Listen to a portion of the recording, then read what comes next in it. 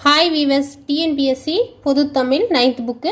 இன்னைக்கு திருக்குறள். பொறையுடைமையில அகழ்வாரை தாங்கும் நிலம் போல தம்மை இகழ்வார் பொறுத்தல் தலை, தன்னை தோண்டுபவரை தாங்கும் நிலம் போல தன்னை இகழ்வாரை பொறுப்பது தலை சிறந்தது தான் பொருள்.